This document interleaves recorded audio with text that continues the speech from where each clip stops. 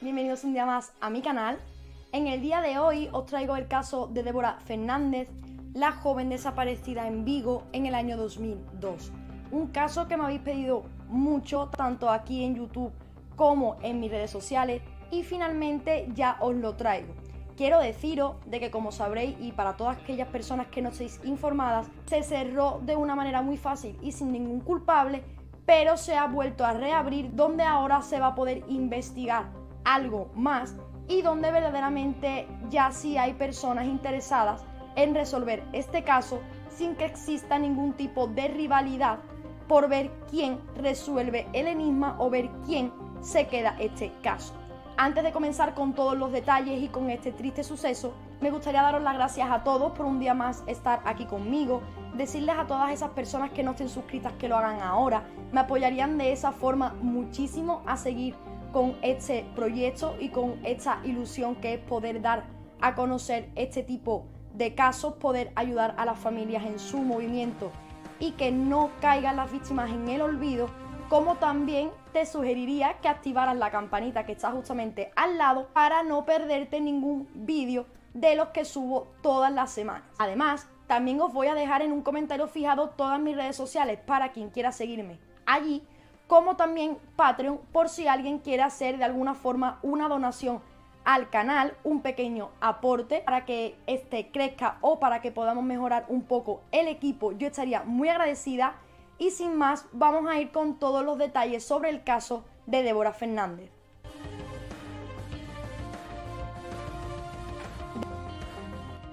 Débora era una chica de 22 años que vivía con su familia en el centro de Vigo, en Pontevedra. Tenía una hermana mayor que se llamaba María y dos hermanos menores, en este caso un hermano y una hermana menor. Débora era una chica inteligente, muy vital y simpática. El alma de la fiesta era como la describían sus familiares y amigos. Le encantaba disfrazarse y montar pequeños teatros improvisados junto a sus amigos y así pues echar unas risas. También siempre tenía un buen comentario para todo el mundo, siempre estaba intentando hacer sonreír a todo el mundo y obviamente por este motivo, aparte de por lo cariñosa que era, se le tenía muchísimo aprecio. La joven estudiaba diseño gráfico y para el año 2002 estaría cursando el último año. Débora tenía una pareja, pero por aquel entonces no estaban en su mejor momento. Habían discutido un par de veces. Incluso Débora había recibido algunas llamadas de una chica argentina, la cual aseguraba ser pareja del que era novio de Débora. Este joven trabajaba en Argentina, era unos años mayor que Débora, también de Pontevedra, solo que por motivos laborales solía estar bastante tiempo en Argentina y es por eso que no se veían tanto como quizás a Débora le gustaría. También la distancia hizo que tuviesen más problemas y por eso mismo la relación no estaba en su mejor momento. Para el día de los hechos, que sería el día 30 de abril de 2002, Débora inició su mañana como un día normal, se levantó y se preparó para ir a la escuela. De la escuela tuvo que salir un par de minutos antes de una de las clases, pues tenía cita en la peluquería y tras esta cita en la peluquería regresó a casa donde comió junto a sus padres y hermanos para luego ir a su dormitorio a guardar unas cosas en el disco duro del ordenador. Tras que Débora ordenase estos documentos, en torno a las 7 de la tarde, sale a hacer footing como tenía acostumbrado diariamente. Su ruta era bastante sencilla y siempre hacía la misma. Desde su casa hasta la playa del Samil, el sitio favorito de Débora, pues es una playa verdaderamente bonita. Y al llegar a esta playa, Débora siempre solía regresar a casa y daba por finalizada la ruta de ese día. Como iba diciendo, Débora el día 30 de abril sobre las 7 de la tarde salió a hacer footing y se despidió de su madre, pues como tenía de costumbre, diciéndole que iba a andar. Su madre, antes de despedirse de ella, le preguntó que si no iba a ducharse, pues como previamente había ido a la peluquería, Débora le respondió que no, que más tarde se ducharía cuando regresara de hacer footing, pues como iba a ir a correr y también pues obviamente iba a sudar e iba a tener que bañarse más tarde, pues prefería hacerlo cuando regresara a casa. Débora salió del domicilio, se dirigió hacia la playa del Samil, estuvo allí, pues varios testigos aseguraban haberla visto de camino e incluso en la playa, Y luego, cuando ya iba de regreso a casa sobre las 9 menos 25 de la noche, a la altura de lo que era una discoteca conocida como la vieja curva del Matadero, Débora iba acompañada por su prima Nuria, que habían coincidido en el trayecto y se habían parado a hablar. La conversación de Nuria y Débora fue básicamente para saber qué iba a hacer Débora esa misma noche, pues habían quedado tanto su prima como sus amigas para una cena a la que Débora había acordado ir, pero que en ese momento le dijo a su prima que ya no iba a ir a la cena, de que tenía pensado alquilar una película en el videoclub y verla en casa de forma tranquila y no acudir a ningún lugar. Además, la prima hace mención de que Débora incluso le dice qué película va a alquilar, que quiere alquilar Amélie y que va a ir a un videoclub para poder adquirirla y verla esa misma noche. Según Nuria, también dice y expresa que se dio cuenta de que Débora no quería quedar con ella, era la primera vez que ella había tenido ese sentimiento, pues en cuanto Nuria le preguntó a su prima que si iba a acudir a la cena, ella directamente respondió que no, de forma rotunda, y luego le explicó que tenía pensado alquilar una película. También era bastante raro en Débora, pues como comentado al principio, era una chica muy amable, muy simpática, además le encantaba estar con sus amistades y con su familia, y era algo verdaderamente raro de que ella no quisiera ir a esta cena y prefiriese quedarse sola viendo una película. Su prima la ve contenta en el trayecto y en todo el tiempo en el que están conversando, y le llama curiosamente la atención que Débora va muy coqueta, va como muy arreglada, demasiado para cómo solía ir Débora cuando iba a hacer footing, pues llevaba unas mallas más monas de la cuenta, también llevaba como una sudadera más arreglada. Según la madre, llevaba un chaquetón que le regaló su novio amarrado a la cintura, aunque Nuria no recuerda o dice no haberla visto llevando este chaquetón a la cintura. De igual forma, Débora iba muy coqueta a la vista de su prima, y eso sí le llamó muchísimo la atención. Un vecino, sobre las 9 menos cuarto de la noche, asegura que vio a Débora ya estando sola cuando ya Nuria se había ido en la curva del Matadero, la cual está a escasos 500 metros de su casa, está al lado, y que la joven, la actitud que tenía era de estar inquieta, y a este hombre le dio la sensación de que podía estar esperando a alguien. A la mañana siguiente, a las 7:30 de la mañana, se comienza a dar la voz de alarma, pues los padres de Débora se percatan de que su hija no ha dormido en el domicilio. Esperan un poco, una escasa media hora, hasta que ya alertan a todos los hermanos de Débora. 2 de ellos vivían en el domicilio familiar y otra, que era la hermana mayor, ya se encontraba casada y por lo tanto independizada de la vivienda. Acudieron a poner la denuncia, pero la policía les dijo de que la joven podría estar en cualquier lugar, que se podría haber quedado en casa de cualquier amiga, o de que quizás la noche se había alargado un poco más y que seguiría de fiesta. Los padres alegaron que ellos habían ya hablado y habían llamado a todos los amigos de Débora con los que en teoría podría haberse reunido esa noche o coincidir con ellos, como también llamó al novio de Débora, y ninguno tenían conocimiento de dónde podría estar la joven. Fue entonces cuando la policía sí les hizo caso a la familia y se colocó la denuncia. Los padres no tardaron en imprimir los carteles de búsqueda con todos los detalles sobre Débora, la ropa que llevaba aquel día, edad, lugar donde fue vista por última vez, pero este operativo no tuvo ningún tipo de resultado. Los padres recibieron varias llamadas de personas que habían visto que tenían algún tipo de información sobre el paradero o qué era lo que había pasado con Débora, pero la policía en ningún momento investigó si estas llamadas podrían ser pistas que llevaran a algún lugar o por el contrario que fuesen pistas totalmente falsas. La investigación sigue, se siguen colocando carteles, la policía sigue buscando, pero no es suficiente, pues no se llega a interrogar a los familiares más cercanos a Débora, como por ejemplo a su padre. No es que su padre tenga relación con el crimen, sino que se debe de interrogar a todo el mundo del círculo más cercano de la joven desaparecida. todo transcurre, se sigue investigando, se siguen intentando encontrar algún tipo de prueba, pero finalmente el día 10 de mayo de 2002 hay un desenlace totalmente fatal,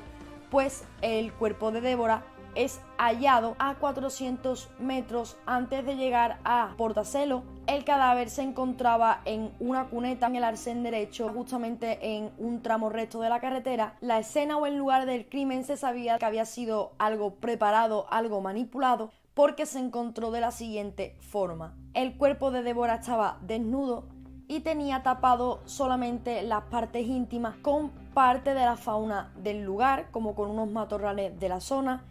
Bajo su cabeza se pudo encontrar una cuerda finita de color verde, como también se encontró lo que para mí es lo más sorprendente, un preservativo usado. Junto a su plástico también tenía cerca varios pañuelitos de papel usados. En el momento de la desaparición de Débora, conforme se fue realizando la investigación, el principal sospechoso, por así decirlo, era la pareja de Débora, pues se encontraba dentro del círculo cercano de la joven, obviamente, como también habían tenido una relación sentimental la cual no estaba pasando por su mejor momento, e incluso se dice que habían llegado a finalizar esta relación que mantenían. Los principales motivos que apuntaban hacia este joven eran que, por ejemplo, se sabía por la forma en la que había sido encontrado el cuerpo que el asesino conocía a la víctima. El perfil podría ser de una persona que conocía a la víctima, la cual también tenía cierto mimo, aprecio, pues se había encargado de colocar el cadáver de una forma que pareciera como que estaba posando, como también se encargó de taparle sus partes íntimas de una forma cariñosa y con sumo cuidado. A este joven se le estuvo investigando, pero la investigación concluyó sin ningún tipo de prueba que pudiese apuntar hacia él. Al novio de Débora, la policía le pidió que realizarse pruebas de ADN de forma voluntaria. Él no se negó, obviamente si se negaba iba a ser más sospechoso todavía. El ADN de esta persona no correspondía con el ADN encontrado en el preservativo. Para sorpresa de los investigadores, este preservativo no contenía solamente un tipo de ADN, sino que contenía dos distintos, y era el de un hombre y el de una mujer. El del hombre no correspondía con el novio de Débora, pero el de la mujer tampoco correspondía con el ADN de Débora, por lo que lo más lógico y a donde han llegado muchos investigadores es a pensar que ese preservativo se cogió de algún lugar donde quizás las parejas suelen ir a practicar este tipo de relaciones, y luego con muchísimo estómago coger estas pruebas, llevarlas hasta el lugar del crimen y colocarlas allí. Este hecho es bastante llamativo, pues daría a pensar que el asesino o la persona que preparó aquel escenario tendría conocimiento o conocería a alguien que tuviese conocimiento sobre homicidio y de cómo poder ocultar ciertas pruebas. Además de esto, un dato también bastante importante es que dentro de la vagina de Débora se pudo recoger también otros restos de semen, los cuales fueron analizados y también darían un resultado totalmente diferente al encontrado en el preservativo, y por lo tanto también diferente a la pareja de Débora. Estaríamos hablando que el ADN encontrado en el preservativo sería de una mujer y un hombre, como ya he explicado, y el encontrado en el interior de la vagina de Débora sería el de un hombre diferente al encontrado en el preservativo. O sea que la persona que hizo esta escena, este escenario, el que preparó cómo se encontró el cuerpo, tendría que haber cogido otro preservativo usado y luego introducir con muchísimo cuidado el contenido del preservativo en el interior de las partes íntimas de Débora. Se sabe que lo tuvo que realizar con muchísimo cuidado, de que el perfil de la persona era bastante cuidadoso, pues ninguno de estos ADNs estaban contaminados, eran pruebas totalmente limpias que se podían analizar sin ningún tipo de complicación. Se dieron cuenta que los que estaban introducidos dentro de Débora, las cabezas de estos espermatozoides seguían vivos, por lo que la escena no podía haber sido preparada muchísimo antes del hallazgo. El semen se puso post-mortem. Algo bastante curioso también que llamó la atención a los investigadores es que el novio de Débora, a las 11 de la noche del día 30, cuando la joven desaparece, realiza una llamada al marido de la hermana mayor de Débora, que no tenían mucha relación, no tenían una relación cercana, y este joven llama al marido de su cuñada para preguntarle, en primer lugar, si sabe dónde está Débora, y en segundo lugar, que qué estaba haciendo él en ese momento. Este hombre le responde de que no, obviamente no sabe dónde está Débora, pues no viven en el domicilio familiar, llevan años casados él y su mujer, viven aparte y no tienen una relación de estar todos los días en el domicilio familiar donde puedan enterarse de qué es lo que está haciendo Débora. Cuando le pregunta que qué era lo que estaba haciendo él le responde de que se encontraba viendo un partido de fútbol en su casa y de que estaba tranquilo allí en su domicilio. Ahí acaba la llamada y este hombre pues obviamente se lo comunica a la hermana de Débora, pues le llama la atención que sea a él a quien llame y no, por ejemplo, a alguna hermana de Débora, como por ejemplo también a los padres o incluso al teléfono fijo del domicilio, donde alguien quizás pues posiblemente sí sepa a dónde ha ido Débora o qué es lo que ha pasado. En cuanto se da la voz de alarma de la desaparición de Débora, este joven, el novio, se presenta en el domicilio de la familia y, por lo que cuentan hermanos y familiares que allí se encontraban, este hombre al llegar al domicilio se arrodilla frente a la madre de Débora, comienza a llorar y a repetir: yo la quería, yo la quería, yo la quería. En el momento en el que esto ocurre, el hermano de Débora se dirige a su cuñado y le pregunta que por qué dice eso, que por qué habla de su hermana en pasado si acababan de denunciar la desaparición de la joven, y José, el hermano, le preguntó que si él sabía algo que la familia no conocía. El novio de Débora, según declaraciones de José, lo miró, puso una cara un tanto extraña, no respondió a las preguntas y el tema se quedó ahí. De por sí, un relato o unas confesiones un tanto extrañas, lo que viene a continuación es muchísimo peor. Estando en la terraza del domicilio familiar, días después de la desaparición de Débora, este joven comienza a relatar una vivencia un tanto curiosa. Relata ante los familiares de Débora, los cuales se quedan atónitos, de forma muy coloquial y en confianza: fíjate tú cómo tengo la cabeza, que tenía una caja de langostinos en mi coche, en el maletero, que se me olvidó sacar. Para colmo, este coche estaba aparcado en un parking público y el guarda del parking vino a llamarme la atención por el fuerte olor que desprendía mi coche. A esta vivencia también añadió que tras que el guardia de seguridad le llamase la atención por el olor que tenía en el coche, él fue con la caja de langostinos en mal estado a una cafetería. Cuidado, porque estamos hablando de que una cafetería no es un restaurante. Aparte de que ya de por sí el que vayas a entregarle una caja de langostinos en mal estado que pueden causar enfermedades a un restaurante no me parece lógico, el que vayas a una cafetería es menos lógico aún. Aún así, este hombre relata que dejó esta caja de langostinos en la cafetería y que todo el malentendido de esta caja de gambas quedó ahí. La familia, cuando escucha esto, obviamente se queda pensando, le llama muchísimo la atención, pues es un relato totalmente fuera de contexto, un relato totalmente apartado de lo que estaba pasando en ese momento y que también sonaba un tanto inverosímil y un tanto ilógico, como si se lo acabara de inventar en el momento.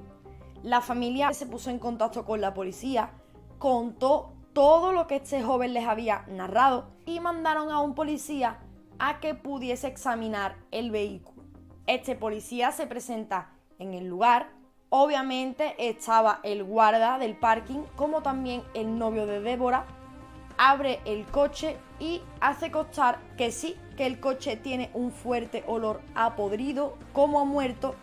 pero en ningún momento, y esto es muy importante, se manda a una patrulla o a un equipo especializado que pudiese recoger vestigios del coche, pudiese analizar fibras, pudiese analizar el contenido de lo que podría haber tenido el coche en su interior, y simplemente se quedó en el acta de que efectivamente ese coche olía mal, pero nadie jamás resolvió el por qué olía mal, si verdaderamente era por la caja de langostino que decía el novio de Débora o por qué podría haber tenido algo más en su interior. Para irle sumando el por qué el novio de Débora era el principal investigado en el momento, era sencillamente que había dado muchísimas contradicciones en su testimonio. El día en el que desaparece Débora, que como ya he contado era un día totalmente normal, cuando a él le preguntan si pudo recoger a la chica en algún punto, pues el testigo decía haber visto a Débora con actitud de estar esperando a alguien. Este joven dice que no, de que él no la vio esa noche, que tampoco la recogió, y todo el tiempo dice de que él no vio a Débora.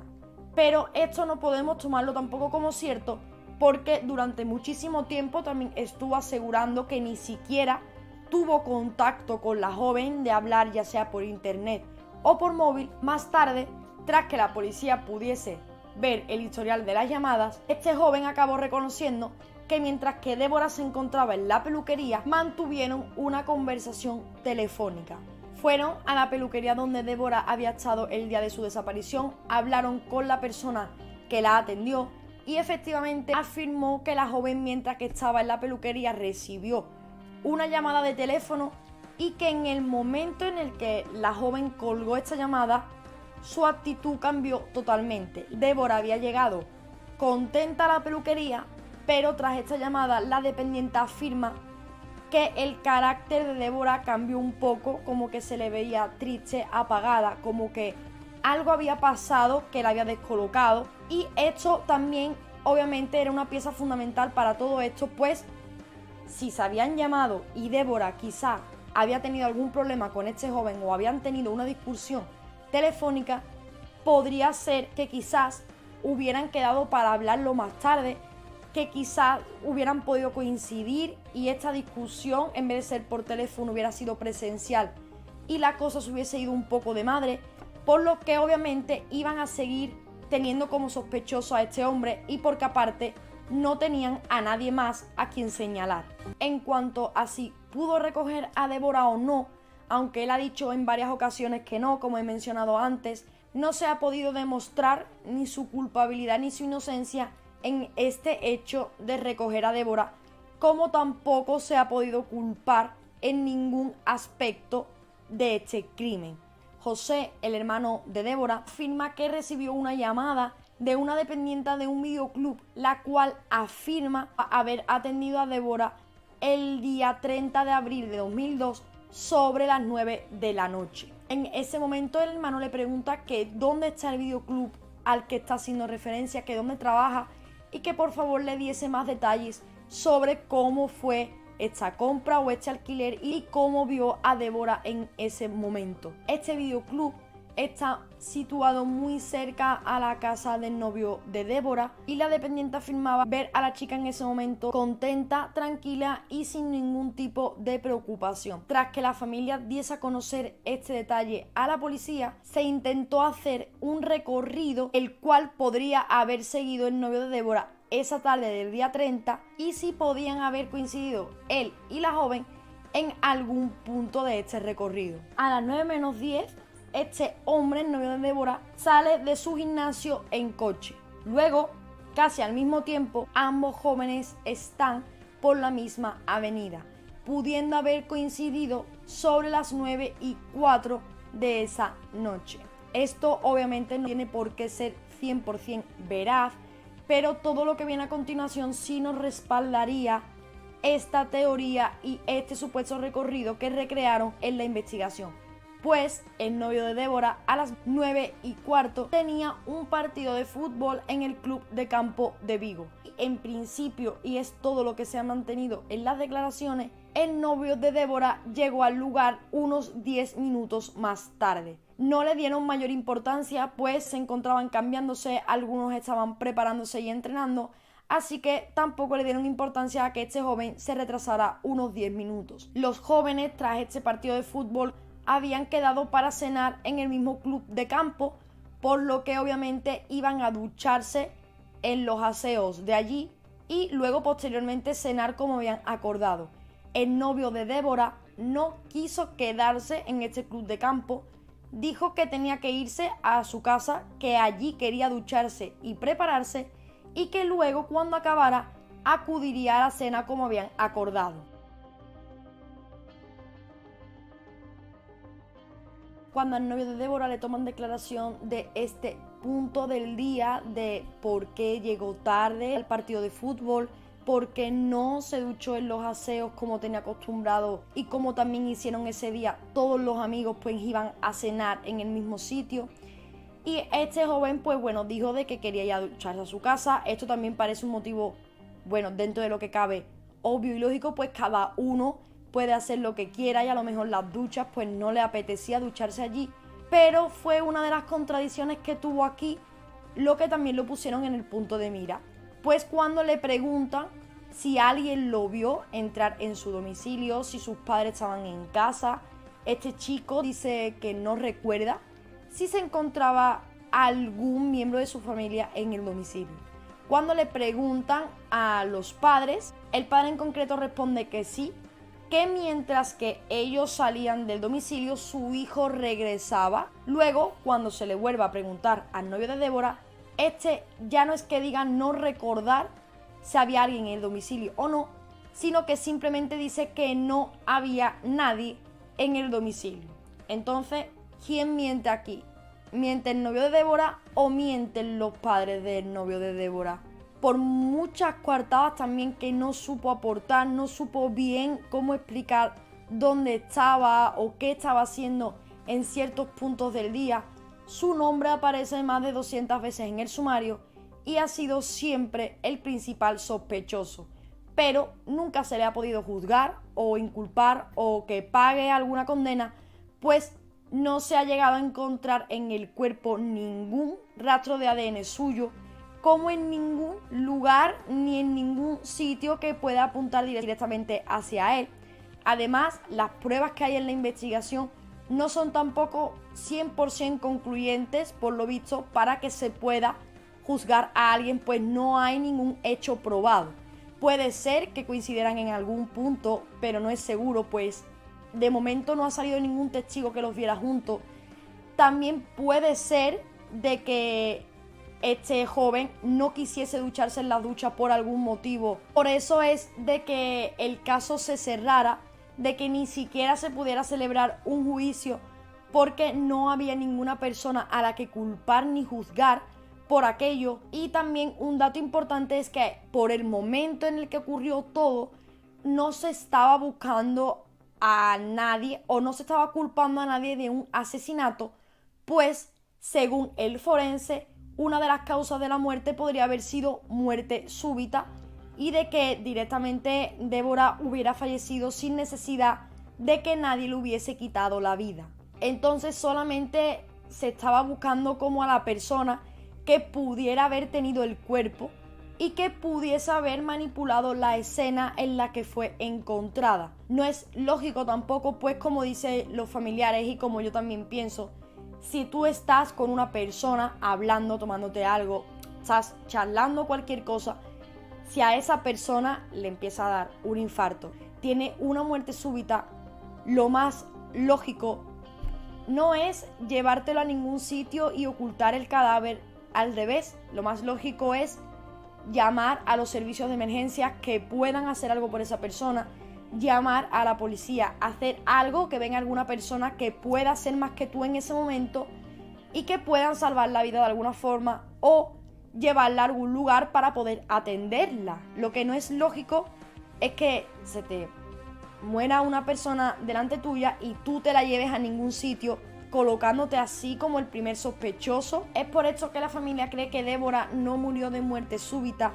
pues además no tenía ninguna enfermedad grave ni congénita, no tenía ninguna enfermedad tampoco que fuese pulmonar, una enfermedad que le afectase a ella a la hora de realizar ejercicio, nada. Era una chica que no tenía ningún tipo de problema de salud, que estaba totalmente sana y obviamente descartaban la hipótesis de que fuese una muerte súbita natural. En todo caso, si había sido una muerte súbita, se habría tenido que producir por una tercera persona según los familiares.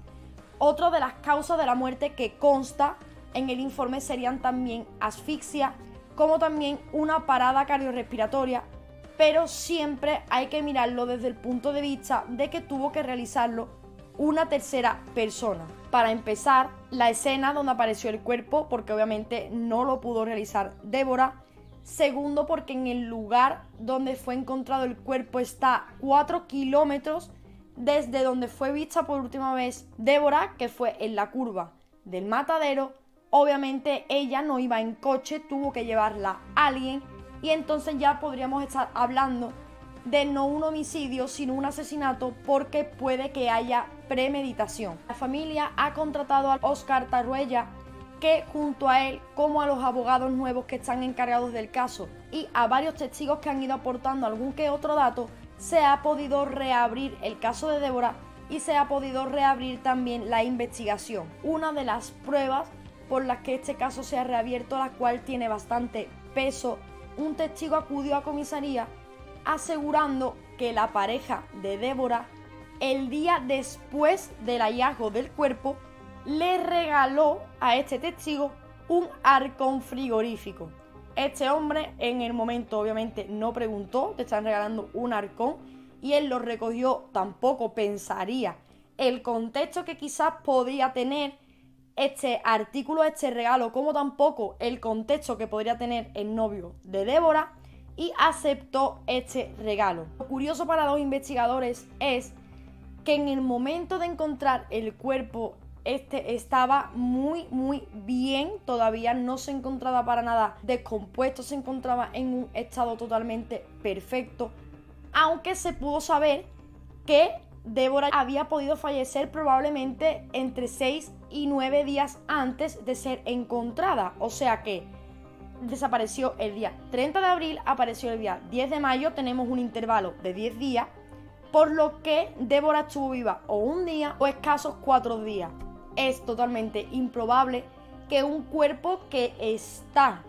en el lugar donde se encontró todo ese tiempo no empieza a descomponerse, nadie lo haya visto tampoco antes. Lo curioso, como ya estaba diciendo, es que este cuerpo, para el intervalo de días que llevaba fallecido, estaba en perfecto estado, y esto hacía pensar a los investigadores de que obviamente el cuerpo había podido permanecer o bien en un sótano, en un lugar frío, amplio, donde lógicamente no esté en contacto con el exterior, como también podría haber estado oculto en algún lugar donde pudiese conservarse. Esto tras que este testigo dijera que la pareja de Débora le entregó el congelador, apuntó aún más a que el cuerpo podría haber permanecido sin ningún tipo de problema en este arcón y que por eso la pareja de Débora se deshizo de él justamente después de aparecer el cuerpo. Un dato también que me gustaría destacar es que al hacerle los análisis al cuerpo de Débora no se encontró ningún rastro de cera depilatoria que pudiera haber en su rostro, como también en alguna parte del cuerpo, por lo que esto quiere decir de que el cuerpo de Débora fue lavado. También se sabe que el cuerpo permaneció vestido durante 15 o 17 horas después de que ya Débora hubiese perdido la vida, pues en el cuerpo se pueden apreciar las marcas de haber tenido ropa puesta, y que luego de quitarle esta ropa, lo próximo que hizo la persona fue lavar el cuerpo para posteriormente colocarlo en la escena donde se encontró o tenerlo un tiempo más cautivo y luego soltarlo donde fue encontrado. Me gustaría mencionar de que en el momento al cuerpo de Débora no se le hizo ningún tipo de radiografía de lo que sería de la zona de los hombros hacia abajo, simplemente se hicieron radiografías de lo que sería cabeza y la parte superior del torso a la altura de los hombros, pero en ningún momento de torso hacia abajo y extremidades inferiores o superiores. No se puede saber a ciencia cierta si Débora tenía algún tipo de lesión que pudiese haber provocado una fractura de algún hueso o alguna lesión más grave, pues simplemente en el informe se puso de que el cuerpo no tenía lesiones, que tenían lesiones superficiales, pues presentaba algún tipo de moratón, pero claro, no se sabía a ciencia cierta esas lesiones a qué podían pertenecer, pues no se habían hecho ningún tipo de radiografía.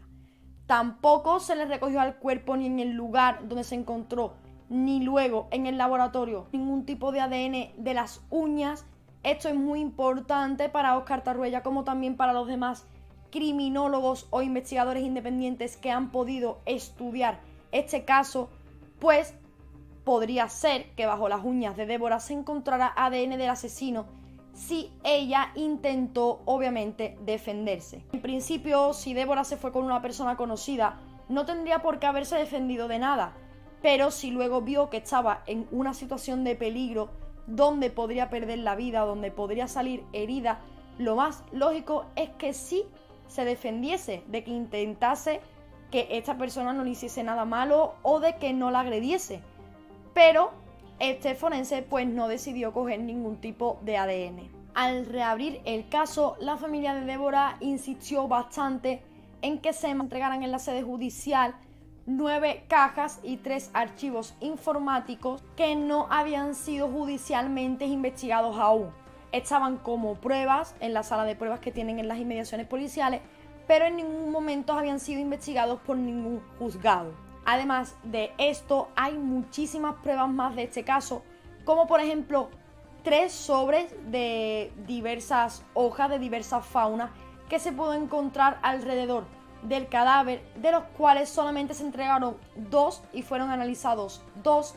pero un tercero no ha sido entregado, no ha aparecido, tampoco se ha analizado, y quizá podría ser el sobre que contenga alguna prueba relevante sobre quién dejó el cuerpo de Débora ese 10 de mayo en aquel lugar. Obviamente podrían existir pisadas, podrían existir algún tipo de pelo quizás que se haya podido caer, podría existir algo que dijese quién estuvo en ese lugar, pero ese sobre no ha sido investigado aún. Destacar también en este punto que el ordenador portátil de Débora y su móvil estuvieron en dependencias policiales. De hecho, el móvil se investigó lo que serían las llamadas entrantes y salientes, y aunque del ordenador en un primer momento se dijo que también se investigó, no consta en ningún lugar por escrito que este ordenador fuese analizado ni de qué se pudo encontrar o no se encontró en él. Simplemente le dijeron a la familia que el ordenador se analizó y que no se encontró nada de interés para la investigación, por lo que el ordenador estaba limpio. Luego, años más tarde, cuando intentaron someter este teléfono a nuevos análisis, se dieron cuenta de que había desaparecido de las inmediaciones policiales y de que ya obviamente no podían hacerle ningún tipo de análisis o prueba a este teléfono móvil. Al tener tanta insistencia la familia también en que pudiesen mirar el ordenador, hubo uno de los investigadores que encontró algo bastante relevante en él, y aunque no pertenecía directamente a Débora, era algo que culpaba y que hacía bastante énfasis en algo ocurrido en relación con el crimen,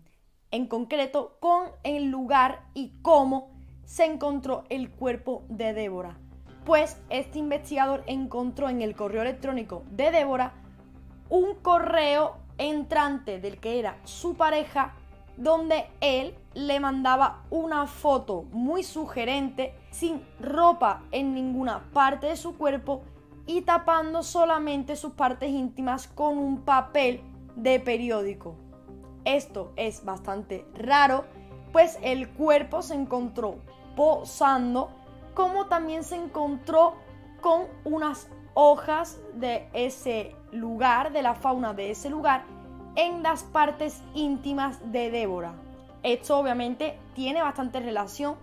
pero tampoco era un hecho probado para poder sentar al novio de Débora en un juzgado y poder someterlo a varias preguntas y poder culparlo de este crimen. Según también varios investigadores han realizado estadísticas de cuál podría haber sido la probabilidad de que Débora, obviamente por las características de salud, cuál sería el porcentaje que ella podría tener de sufrir posiblemente una muerte súbita, y teniendo en cuenta datos como ya he dicho antes, que era una chica joven, deportista, no fumaba, no bebía alcohol, tampoco tenía ningún tipo de enfermedad grave ni de ningún tipo conocida, la probabilidad de que una chica de 22 años de las características de Débora muera por muerte súbita se centran en un 0,001%. Esto quiere decir que es prácticamente imposible de que una chica con las características de Débora muera por muerte súbita, una muerte totalmente rápida, una muerte que ni siquiera muchas veces a las personas a las que les pasa les da tiempo a intervenir médicamente para poder hacer algo. Volvemos a lo mismo, si alguien fallece a tu lado, lo más lógico no es ocultar el cuerpo, es llamar a los servicios de emergencia, llamar a la policía para que puedan hacer algo, o por lo menos para que tú no te señales directamente con la muerte de esa persona. Pues obviamente si ha sido una muerte natural, tú no tienes nada que ver con eso. Se pudo saber de que algunas muestras, las que estuvieron siendo analizadas en el laboratorio, estuvieron contaminadas, pues se sometió a análisis el ADN extraído del vaso de Débora y también ADN del interior de su vagina. Este resultado pues llamó bastante la atención, pues dieron resultados negativos, dieron resultados como que el ADN extraído del bazo de Débora, que es una muestra inequívoca, daba que el extraído en la vagina de Débora, que también es otra muestra totalmente inequívoca, no eran de la misma persona. Este resultado estaba mal. Muy probablemente esta muestra había sido contaminada o bien mientras se estaba realizando el análisis, o bien cuando fue extraído, o de otra forma también podría haber sido durante la cadena de custodia. Si esto ha ocurrido en una muestra, podría haber ocurrido en alguna que otra muestra más que fuese relevante en la investigación. Lo más lógico que se tendría que haber hecho en estos casos, lo más profesional, hubiera sido que de nuevo se hubiesen extraído las muestras del cuerpo o del lugar que se tuviese que analizar y someter todas estas pruebas que ya han sido doblemente extraídas a un segundo análisis para ver si ambos resultados del primer y del segundo informe coinciden o de la forma contraria no lo hacen, y ver así si alguna prueba más ha podido estar contaminada y no arrojar un resultado verdadero al informe. Para finalizar, me gustaría deciros de que, como ya he mencionado al principio, este caso sigue abierto. Me gustaría que le diésemos muchísima difusión, que incluso en nuestras redes sociales pudiésemos poner justicia para Débora, como pondré aquí escrito, pues el caso se ha reabierto a muy poco tiempo de que ya para siempre se cierre, de que no se puede investigar nada. Quiero que apoyemos a esta familia en este largo recorrido, que siento que están cada vez más cerca de saber la verdad. Les quiero mandar también muchísima fuerza y todo mi ánimo para que esto se cumpla y puedan descansar de esta pesadilla de no saber qué fue verdaderamente lo que le pasó a Débora, a una chica joven con tantos proyectos de futuro, que estaba tan unida a su familia y amigos, que todavía 19 años después siguen sintiendo su pérdida. Les quiero mandar nuevamente todo mi ánimo y toda mi fuerza a ellos. Me gustaría nuevamente daros las gracias por estar aquí conmigo, por todo el apoyo que estoy recibiendo, por los casi 500 personas que somos en el canal. Estoy muy agradecida. Ya sabéis, amigos, que si tenéis algún tipo de sugerencia, recomendación, ya sea de documental, de caso, de algún libro, podcast o algo que me queráis comentar en concreto, sabéis que podéis hacerlo tanto en la caja de comentarios de aquí abajo como en mis redes sociales, que quien se ha puesto en contacto conmigo sabe de que siempre respondo, y además me encanta poder recibir mensajes de vosotros dándome tanto apoyo y regalándome palabras tan bonitas. No olvides suscribirte si no lo has hecho al principio y activa la campanita. Y sin más, amigos, nos vemos en el próximo vídeo. Adiós.